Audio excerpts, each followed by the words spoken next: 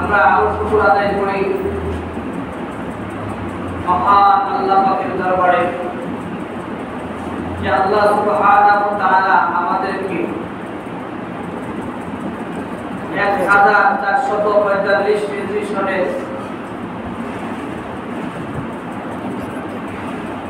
দশম নম্বর মাস শাওয়াল মাস, শাওয়াল মাসের তৃতীয় নাম্বার জুমায় আল্লাহ সুবহানাহু ওয়া তাআলা আমাদেরকে বিভিন্ন প্রকারের কাজকাম থেকে বাড়াই করে মাসিয়াতের পরিবেশ থেকে ধরে ধরে গুনার পরিবেশ থেকে যাচাই বাছাই করে সুস্থতার নিয়ামত দিয়ে আল্লাহ সুবহানাহু ওয়া তাআলা নেক দৃষ্টি দিয়ে আল্লাহ সুবহানাহু ওয়া তাআলা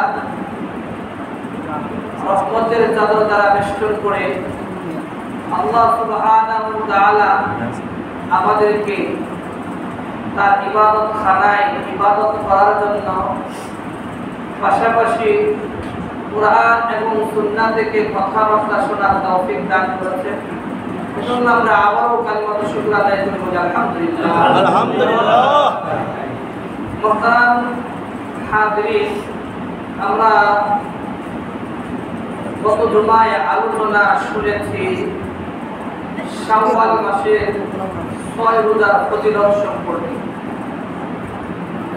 আমরা যারা এখনো শাওয়াল মাসের রোজা রাখার ইচ্ছা আছে, এখনো আমাদের শাওয়াল মাস চলছে, আজকে শাওয়াল মাসের 16 তারিখ, আমাদের কাছে আরো 14 বা 13 দিন আছে।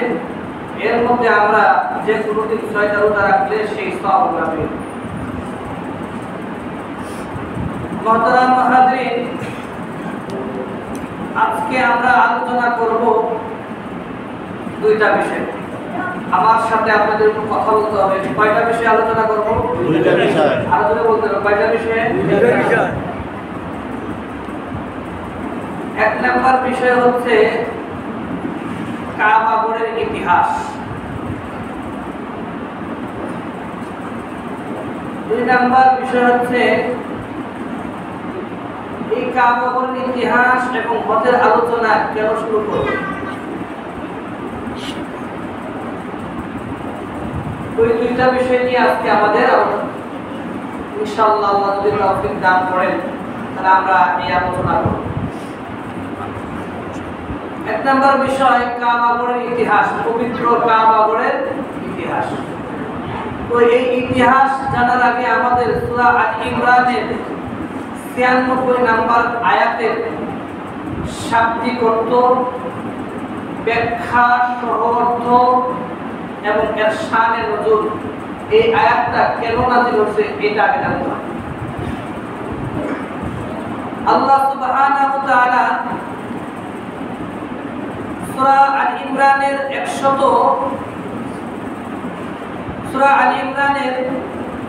96 নম্বর আয়াতে আল্লাহ সুবহানাহু ওয়া তাআলা বলেন,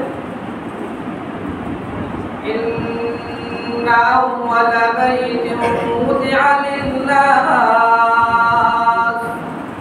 লাল্লাযী বিবাক্কাতা মুবারাকান ওয়া হুদাল লিল-আলামিন। আমরা বলি আল্লাহু আকবার। আল্লাহু আকবার।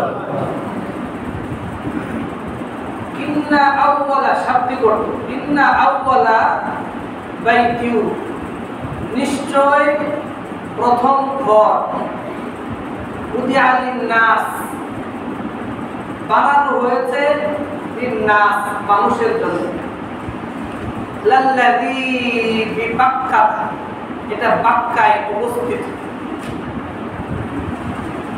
মুবারাকা, এটা বরকতময় স্থান, হুদাল লিন-নাস, এটা হেদায়েতের কেন্দ্র, মারকাজ, বিশ্ববাসীর জন্য। বলে সুবহানাল্লাহ। এই হচ্ছে শাব্দিক অর্থ। ব্যাখ্যা সহ অর্থ, ইন্না আউওয়ালা বাইতিন উদিআ লিন-নাস, নিশ্চয় পৃথিবী মধ্যে সর্বপ্রথম ঘর হচ্ছে পবিত্র কাবা ঘর।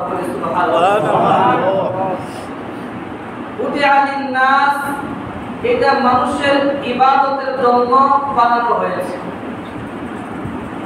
লাল্লাযী বিবাক্কাতা, এটা মক্কায় অবস্থিত। মুবারাকা, এটা বরকতময় স্থান, বরকতময়। ওয়া হুদাল লিন-নাস, এটা বিশ্ববাসীর জন্য হেদায়েতের মার্কাজ। কেন? এগুলো শাব্দিক অর্থ ব্যাখ্যা সহ। এখন আসুন এই আয়াতটা কোন প্রেক্ষাপটে, কোন কারণে নাযিল হয়েছে। তো এই আয়াতের মধ্যে আল্লাহ সুবহানাহু ওয়া তাআলা তিনটা বিষয় তুলে ধরেছেন। এক নম্বর বিষয় হচ্ছে পবিত্র ঘর সম্পর্কে, আর এই মক্কা হচ্ছে বরকতময় স্থান, আর এটা মানুষের হেদায়েতের কেন্দ্র। এই তিনটা বিষয়ের মধ্যে আমরা এক নম্বর বিষয় নিয়ে আলোচনা করব, এটা হচ্ছে কাবা ঘর, পবিত্র কাবা ঘর। ওই কাবা ঘরের ইতিহাস সম্পর্কে আলোচনা। এর আগে এখন আমরা জানবো এই আয়াতটা কেন নাযিল হয়েছে। এই আয়াতটা নাযিল করে আল্লাহ সুবহানাহু ওয়া তাআলা ইহুদিদের এবং খ্রিস্টানদের একটি জবাব দিয়েছে। সুবহানাল্লাহ। জাহানের বাদশা রাহমাতুল আলামিন, সাইয়্যিদুল মুরসালিন, ইমামুল মুরসালিন, নবীর রহমান, নবীর তাওবা, নবীর হামা, সিরাজাল মুনিরা। আল্লাহ রাসূল সাল্লাল্লাহু আলাইহি সাল্লাম যখন বাইতুল মুকাদ্দাস, নাম শুনেছেন বাইতুল মুকাদ্দাস, যেটা নিয়ে এখন ফিলিস্তিন এবং ইসরায়েল যুদ্ধ চলছে, ওই বাইতুল মুকাদ্দাসের দিকে ফিরে রাহমাতুল আলামিন 16 থেকে 17 মাস কিবলা বানিয়ে নামাজ পড়লেন। কিবলা বানিয়ে নামাজ পড়ার পরে আল্লাহ সুবহানাহু ওয়া তাআলার নির্দেশে তিনি কাবা ঘরের দিকে ফিরে নামাজ আদায় করা শুরু করলেন। সুবহানাল্লাহ। কাবা ঘরের দিকে নামাজ আদায় করা শুরু করলেন, আর ওই দিক দিয়ে ইহুদিরা তেলে বেগুনে জ্বলে গেল। তারা বলাবলি শুরু করলো যে এই মুহাম্মদ নিজেকে আল্লাহর রাসূল দাবি করলে কি হবে? প্রথমে আমাদের দিকে সাথে একমত ছিল, আমাদের দিকে এই বাইতুল মুকাদ্দাসের দিকে ফিরে নামাজ আদায় করছেন। এখন তিনি তার মন গড়া কিবলা বানাইছে কাবা ঘর। বলেন নাউযুবিল্লাহ। আওয়াজ করে বলেন নাউযুবিল্লাহ। এই বলাবলি করছে ইহুদিরা। তখন আর এই কাবা ঘর ইহুদিরা আরো বলাবলি করছে যে এই বাইতুল মুকাদ্দাস ইসরায়েলের যত নবী আছে, বনি ইসরায়েলের যত নবী আছে, সকল নবীরাই এই দিকে ফিরে নামাজ আদায় করছে। আর এটা হচ্ছে প্রথম ঘর। তাদের দাবি হচ্ছে এটা হচ্ছে পৃথিবীর মধ্যে সবচেয়ে দামি ঘর। তারা আরো বলে যে এই জায়গার মধ্যে অসংখ্য অগণিত হাজার হাজার লক্ষ লক্ষ নবী রাসূলের কবরস্থান সমাধিস্থ হচ্ছে এর চারপাশে। এটা হচ্ছে উত্তম, এটা হচ্ছে সর্বপ্রথম। এর জবাব দেওয়ার জন্য রব্বে কারীম, মাওলায়ে কারীম, আল্লাহু কারীম, আল্লাহ সুবহানাহু ওয়া তাআলা জিবরাইল আমিনকে ডাকলেন, ও জিবরাইল এদিকে আসো। ওই সূরা আল ইমরানের 96 নম্বর আয়াত আমার বন্ধুর কাছে নিয়ে যাও। সুবহানাল্লাহ। তো ওই আয়াত নিয়ে আসছেন, ইন্না আউওয়ালা বাইতিন উযিআ লিন-নাস লাল্লাযী বিবাক্কাতা মুবারাকান ওয়া হুদাল লিল-আলামিন। ওই আয়াত নাযিল করে ইহুদিদের জবান চিরতরে স্তব্ধ করে দিল, বন্ধ করে দিল, যে পৃথিবীর মধ্যে সর্বপ্রথম ইবাদতের ঘর হচ্ছে পবিত্র কাবা ঘর। বলি সুবহানাল্লাহ। আওয়াজ করে বলি সুবহানাল্লাহ। তো এই কাবা ঘরের ইতিহাস সম্পর্কে আজকে আমরা জানব।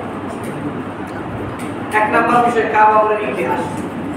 তো কাবা ঘরের ইতিহাস জানার জন্য আমি কাবা ঘরের ইতিহাসকে চারটা ভাগে ভাগ করেছি। কয়টা ভাগে ভাগ করেছি? চারটা। আওয়াজ করে বলতে হবে কয়টা ভাগে ভাগ করেছি? এক নাম্বার, এই পবিত্র কাবা ঘর কখন নির্মাণ করা হয়? নাম্বার 2,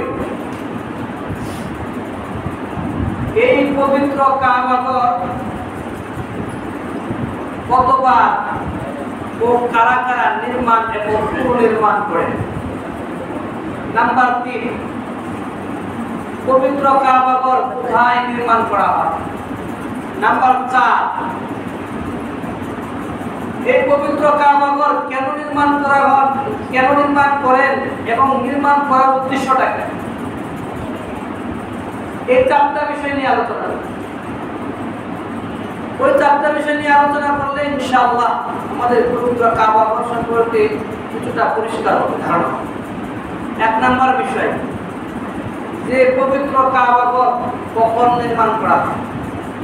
তো এই ব্যাপারে তো আয়াত সূরা আলী ইমরানের 96 নম্বর আয়াত আল্লাহ সুবহানাহু ওয়া তাআলা বলেন, ইন্না আওয়ালা বাইতিন উদিআ লিন-নাস, নিশ্চয়ই পৃথিবীর মধ্যে প্রথম ঘর হচ্ছে কাবা। তো এর ব্যাখ্যায় আসছে তাফসীর কারকরা বলেন যে আদম আলাইহিস সালামকে বানানোর 2000 বছর আগে ইবাদতের ঘর বানাইছে। সুবহানাল্লাহ, বলে সুবহানাল্লাহ। আরেকটি হাদিস বুখারী শরীফের 3189 নম্বর হাদিস। ওই হাদিস লম্বা হাদিস। ওই হাদিসের মধ্যে আব্দুল্লাহ ইবনে আব্বাস রাদিয়াল্লাহু তাআলা আনহু বলেন, আব্দুল্লাহ ইবনে আব্বাস রাদিয়াল্লাহু তাআলা আনহুকে আমরা জানি তিনি হচ্ছেন আল্লাহ রাসূল সাল্লাল্লাহু আলাইহি সাল্লামের চাচাতো ভাই। আব্দুল্লাহ ইবনে আব্বাস রাদিয়াল্লাহু তাআলা আনহু যখন মক্কা বিজয় হইল, মক্কা বিজয় হওয়ার পরে তিনি অনেকগুলো কথা বললেন। এর মধ্যে এই কথাটাও বললেন যে ওই স্থানটাকে, খানায়ে কাবাকে আল্লাহ সুবহানাহু ওয়া তাআলা আসমান এবং জমিন যেদিন বানালেন সেই দিন তিনি এই স্থানটাকে তিনি সম্মানিত করলেন। সুবহানাল্লাহ, সুবহানাল্লাহ। তো সেই দিন থেকে ওই স্থানটাকে তিনি সম্মানিত করেছেন। কিয়ামত পর্যন্ত ওই স্থানটা সম্মানিত থাকে। সুবহানাল্লাহ, সুবহানাল্লাহ। আরেকটি হাদিস বুখারী শরীফের 3366 নম্বর হাদিস। আবু যর গিফারী রাদিয়াল্লাহু তাআলা আনহু বলেন, আমি দু জাহানের বাদশা রাহমাতুল আলামিন সাইয়্যিদুল মুরসালিন ইমামুল মুরসালিন নবীউর রহমান নবীউত তাওবা নবীউল মাআবা সিরাজাল মুনিরা আল্লাহ রাসূল সাল্লাল্লাহু আলাইহি সাল্লামকে প্রশ্ন করলাম, যে আল্লাহ রাসূল পৃথিবীর মধ্যে সর্বপ্রথম ঘর কোনটি? আল্লাহ রাসূল সাল্লাল্লাহু আলাইহি সাল্লাম তিনি এর উত্তর দিলেন, পৃথিবীর মধ্যে সর্বপ্রথম ঘর হচ্ছে পবিত্র কাবা ঘর। সুবহানাল্লাহ, সুবহানাল্লাহ। ওই এরপর কোনটি? ওই এরপর হচ্ছে বাইতুল মুকাদ্দাস। ওই এরপর সমস্ত জমিনই হচ্ছে মসজিদ, যেখানে নামাজ।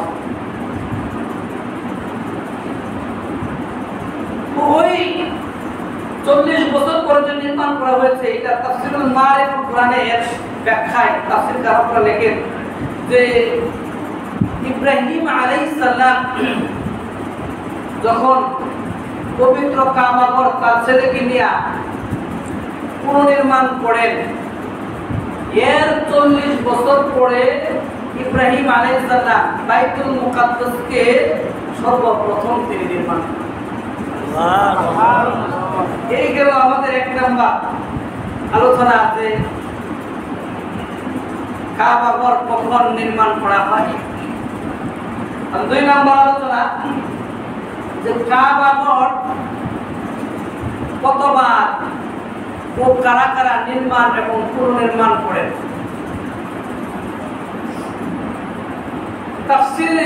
তাফসীরের কিতাব রুহুল মানি তে আসছে যে পবিত্র কাবাগর 10 বার নির্মাণ এবং পুনর্নির্মাণ করা হয়।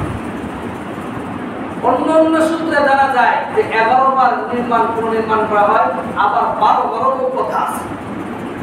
সুবহানাল্লাহ। যে সর্বপ্রথম এই কাবাগর নির্মাণ করেন ফেরেশতারা। এরপরে আল্লাহ সুবহানাহু ওয়া তাআলা যখন আদম আলাইহিস সালামকে দুনিয়াতে পাঠিয়ে দিলেন, পাঠিয়ে দেওয়ার পরে আদম সব করে বলছে, আরো আলোচনা আছে আমাদের সেদিকে যেতে হবে। আদম আলাইহিস সালাম তার স্ত্রী হাওয়া আলাইহিস সালাম কে নিয়ে এই পবিত্র কাবা দ্বিতীয়বার পুনর্নির্মাণ করেন এবং মানব জাতির মধ্যে তিনি সর্বপ্রথম নির্মাণ করেন। সুবহানাল্লাহ।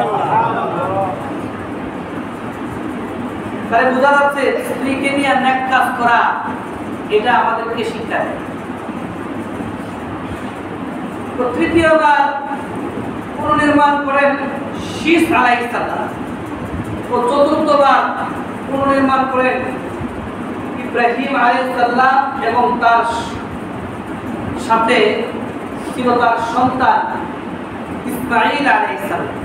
আর এই কথাটাই সূরা বাকারার 127 নম্বর আয়াতে আসছে, وَإِذْ يَرْفَعُ إِبْرَاهِيمُ الْقَوَاعِدَ مِنَ الْبَيْتِ وَإِسْمَاعِيلُ। স্মরণ করুন সেই দিনের কথা যেদিন ইব্রাহিম আলাইহিস সালাম এবং তার ছেলে ইসমাঈল আলাইহিস সালাম কাবা ঘরের ভিত্তিগুলো স্থাপন করছিলেন, উঠাচ্ছিলেন। তো এই আলোচনা কাবা ঘর ইব্রাহিম আলাইহিস সালাম কিভাবে করেন এর আলোচনা ইনশাআল্লাহ পর্যায়ক্রমে আসবে। পঞ্চমবার এই কাবা ঘর পুনর্নির্মাণ করেন আমালিকা পুত্র।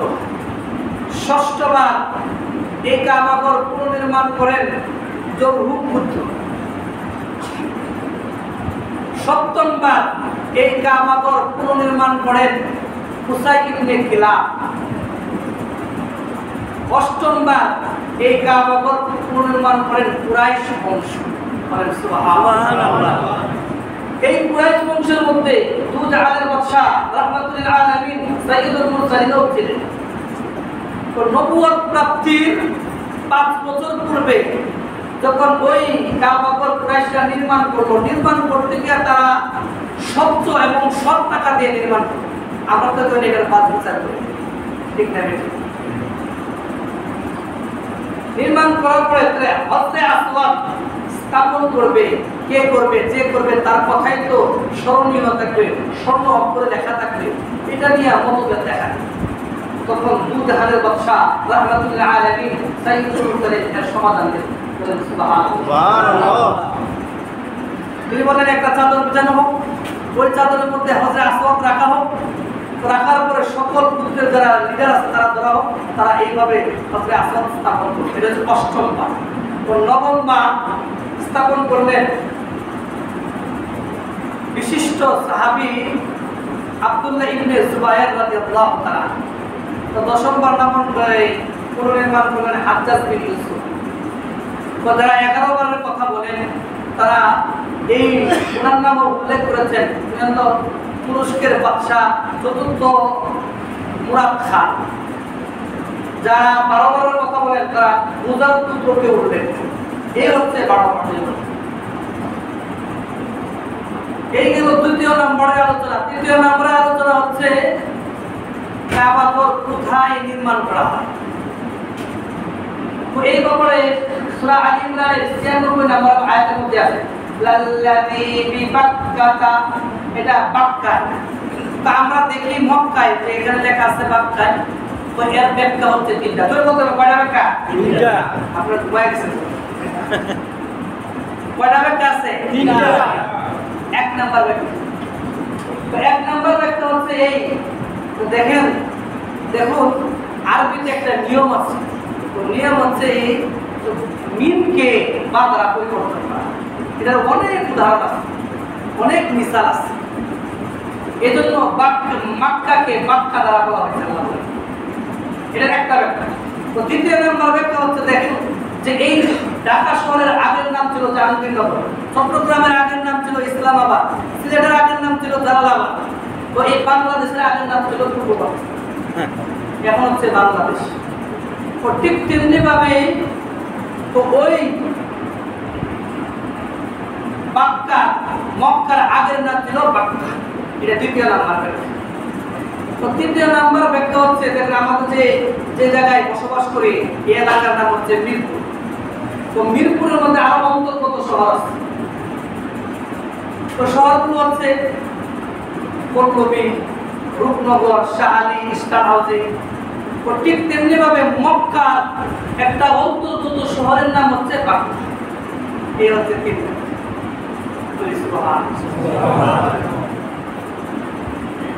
এখন আসুন চতুর্থ নাম্বার যে এই কাবা ঘর, পবিত্র কাবা ঘর কেন নির্মাণ করা হলো, এর উদ্দেশ্যটা কি? তো এইটা জানতে হলে আমাদের চলে যেতে হবে সূরা বাকারার 30 নম্বর আয়াত। কত নম্বর আয়াত? ওই আয়াতের মধ্যে আল্লাহ সুবহানাহু ওয়া তাআলা বলেন وَإِذْ قَالَ رَبُّكَ لِلْمَلَائِكَةِ إِنِّي جَاعِلٌ فِي الْأَرْضِ خَلِيفَةً। আল্লাহ সুবহানাহু ওয়া তাআলা বলেন যে হে নবী তুমি স্মরণ করো সেই দিনের কথা যখন আমি সমস্ত ফেরেশতাদেরকে ডাকলাম, ডাকে আমি বললাম আমি তো দুনিয়াতে খলিফা বানাতে চাই, তুমি কি বলো, তোমরা কি বলো? ফেরেশতারা এর জবাব দিল قالوا أتجعل فيها من يفسد فيها ويسفك الدماء। আপনি কেন মানুষ বানাবেন? মানুষ বানানোর কি দরকার? মানুষ বানানো কি দরকার?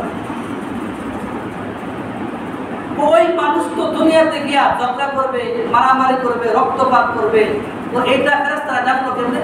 তো এটা জানতে এর আগে জিন জাতিরা আল্লাহ বানাইছে, তাদেরকে দেখে এই কথা বলছে। আর যদি আপনি এসব বানানোর দরকার নাই, আমরা নাহনু ওয়া নাহনু নুসাব্বিহু বিহামদিকা ওয়া নুকাদ্দিসু লাক, কেন আমরা কি আপনার তাসবিহ পাঠ করি না, আপনার প্রশংসা করি না, আপনার পবিত্রতা বর্ণনা করি না? যদি বানাইতে চান, এটা ছিল গোপনীয় প্রশ্ন, যদি বানাইতে চান তা আপনি আমাদেরকে বানান, কারণ আমরা তো ইবাদত প্রতিযোগিতা করে দেখতে পাচ্ছি। আল্লাহ বলেন قال إني أعلم ما لا تعلمون। بالله التكبير،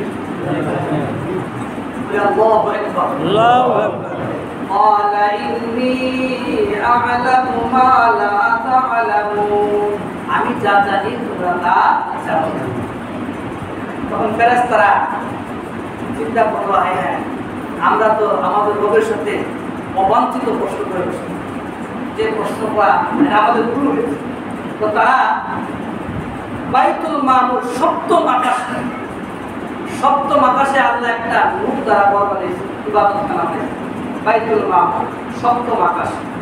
সেই জায়গায় ফেরেশতারা তওয়াফ করে, যারা একবার এখানে চান্স পায় দ্বিতীয়বার আর চান্স পায় না। এই এখানে তওয়াফ করে আল্লাহর কাছে মাপ চাই, হে আল্লাহ আমরা যে অবাঞ্ছিত প্রশ্ন করছি এটা আমরা ভুল করছি, আমাদেরকে মাফ করুন।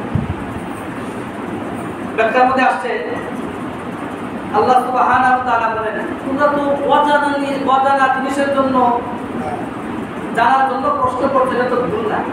ভুল না করেও যদি তোমরা মাপ চাও, আর যে তোমরা যে তওয়াফ করছো এটা আমার কাছে খুব পছন্দ হয়েছে, আর আমি তো বানাবো মানুষ,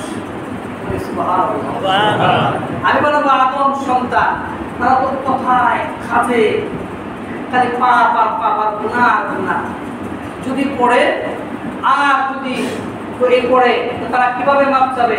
এজন্য ফেরেশতাদেরকে আল্লাহ সুবহানাহু ওয়া তাআলা নির্দেশ দিলেন, ও আমার ফেরেশতারা, ওই বাইতুল মামুরের সোজা নিচ বরাবর তুমি একটা পবিত্র কাবা বানাও।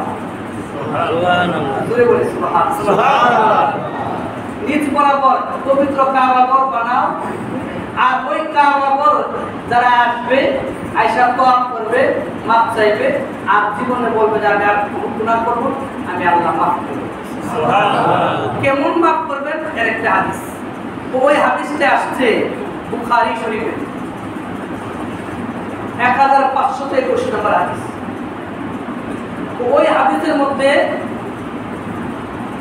আবু হুরায়রা রাদিয়াল্লাহু তাআলা আনহু যে আল্লাহর রাসূল সাল্লাল্লাহু আলাইহি ওয়াসাল্লাম বলেন, মান হাজ্জা লিল্লাহ ফালাম ইয়ারফুস ওয়া লাম ইয়াফসুক রাজা'a কায়াউম ওয়ালাদাতুহু উম্মুহু। তো যে ব্যক্তি আল্লাহকে রাজি এবং খুশি করার জন্য হজ করবে এবং ফালাম ইয়ারফুস, সে পাপ কাজ থেকে বিরত থাকবে,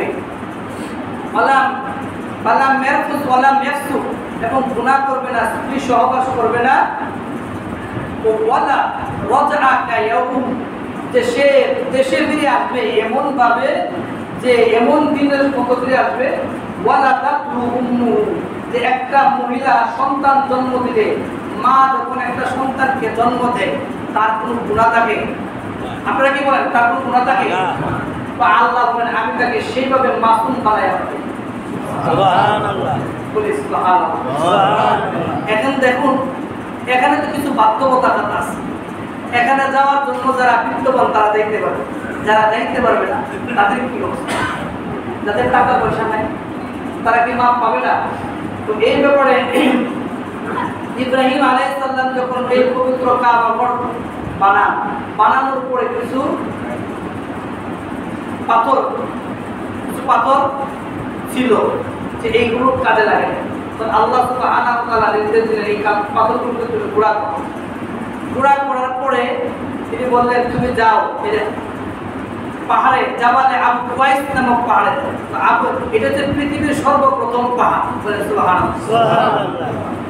তো জাবালে আবু কুবাইস নামক পাহাড়ের উপর, তো এটা হচ্ছে পৃথিবীর প্রথম পাহাড়। যখন সাফা পাহাড়ে কেউ উঠে মারওয়ার দিকে তাকায় তখন এটা ডান পাশে পড়ে, আর বর্তমান বাদশার বাড়ি হয়ে থাকে। তো এটা হচ্ছে আল্লাহ রাসূল সাল্লাল্লাহু আলাইহি ওয়াসাল্লাম তো এই পাহাড়ের মধ্যে সর্বপ্রথম তিনি মাদ্রাসা বানান, কওমি মাদ্রাসা। এটা হচ্ছে দারুল আরকাম।